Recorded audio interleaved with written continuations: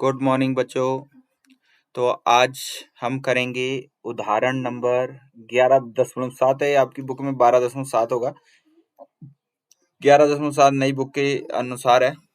तो हमने क्या पढ़ा अभी तक? श्रेणी क्रम में हमने जोड़े थे प्रतिरोध। श्रेणी क्रम में बहुत सारे प्रतिरोध जोड़े तो परिपथ का कुल प्रतिरोध कैसे निकालेंगे? अगर श्रेणी क्रम में सारे प्रतिरोध जुड़े हैं, मान लो एक प्रतिरोध ये जुड़ा है, दूसरा प्रतिरोध इसके साथ जुड़ा है, तीसरा प्रतिरोध इसके साथ जुड़ा था, तो ये थे परिपथ में श्रेणी क्रम में। ठीक है। और अगर तो ये पैरेलल हैं तो ऐसे परिपथ था और उसमें दो बिंदुओं के बीच में हमने परिपथ प्रतिरोध ऐसे लगाए थे, एक ऐसे, दूसरा ऐसे और तीसरा ऐसे। ठीक है। तो इसको हम पार्श्व क्रम कह रहे थे। और देखिए जब श्रेणी क्रम में लगाया तो बोला कुल रेजिस्टेंस कैसे निकालेंगे हम? जितने भी रेजिस्टेंस है, मान लो 3 है तो तीनों को जोड़ देंगे। ठीक है। और अगर पार्श्व क्रम में है तो कैसे जोड़ेंगे? कुल रेजिस्टेंस निकालने के लिए 1/r करेंगे, ये कुल रेजिस्टेंस, फिर इसका व्युत्क्रम को सीधा कर देंगे, फिर 1/r1, 1/r2 और 1/r3, सारे जितने भी रेजिस्टेंस है उनके व्युत्क्रम को जोड़ देंगे, वो कुल रेजिस्टेंस के व्युत्क्रम के बराबर होगा। फिर क्रॉस मल्टीप्लाई करके r की वैल्यू निकाल देते हैं। इसमें हमने देखा जो I की वैल्यू है, ये श्रेणी क्रम में हमने देखा कि I की जो वैल्यू है वो सेम रहेगी हर पॉइंट पर, और पार्श्व क्रम में वोल्टेज की वैल्यू सेम रहेगी हर पॉइंट पर। और श्रेणी क्रम में हमने क्या देखा? वोल्टेज चेंज हो रही है, तो V1 यहाँ पर, V2 और V3, जहां रेजिस्टेंस R1 था वहां वोल्टेज V1 मान ली है, जहां R2 है वहां वोल्टेज अलग होगी V2, जहां R3 वहां वोल्टेज R3। यहाँ पर I की वैल्यू, यहाँ जो पार्श्व क्रम में है इसमें I की वैल्यू पहले रेजिस्टेंस में I1 मान ली है, दूसरे रेजिस्टेंस में I2 और तीसरे में I3 मान ली है। और हमें क्या पता है कि I is equal to I1 plus I2 plus I3 होगा। और वैसे ही श्रेणी क्रम में भी वोल्टेज, कुल वोल्टेज इन तीनों वोल्टेज का सम हो जाएगी, जोड़ हो जाएगी कुल वोल्टेज। तो यहाँ पे वोल्टेज कैसे आएगी? V is equal to V1 plus V2 plus V3, ये हमने पढ़ा हुआ है। और इसी के आधार पर अब हम करने जा रहे हैं, ये न्यूमेरिकल सॉल्व करने जा रहे हैं। ये परिपथ है, देखो यहाँ पर बैटरी लगी है 6 वोल्ट की, यानी विभवांतर कितना है? 6 वोल्ट का। एमीटर लगा है जो रीडिंग बताएगा, ये की लगी है ऑन ऑफ करने के लिए, एक बल्ब लगा है, बल्ब में जो रेजिस्टेंस है वो बताई गई है 20 ओम, और इसके पीछे एक रेजिस्टेंस लगाई गई है 4 ओम की। तो देखो ये सीरीज में लगे हैं, एक परिपथ में एक रेजिस्टेंस के बाद दूसरा रेजिस्टेंस लगा है और उसके साथ फिर आगे परिपथ जुड़ा हुआ है। तो ये श्रेणी क्रम में लगे हैं दो रेजिस्टेंस। अगर हमें कुल रेजिस्टेंस निकालना है तो कैसे निकालेंगे? जोड़ देंगे दोनों को, 20 जमा 4 24 कर देंगे। ठीक है।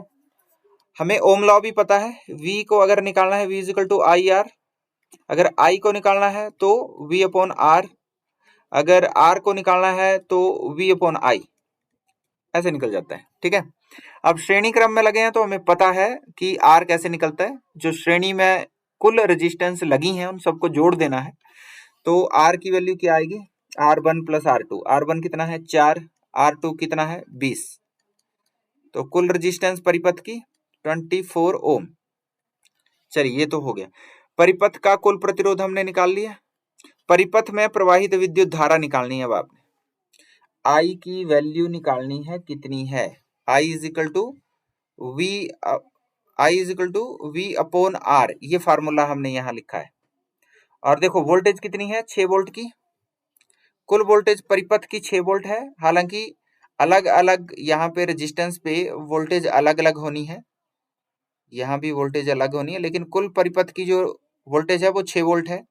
तो कुल रेजिस्टेंस या कुल विद्युत धारा जब हम बोलेंगे तो कुल प्रतिरोध से ही निकालेंगे हम, और कुल वोल्टेज से ही निकालेंगे। तो कुल वोल्टेज है, दी हुई है 6 वोल्ट, ये 6/R कितना है? कुल रेजिस्टेंस 24।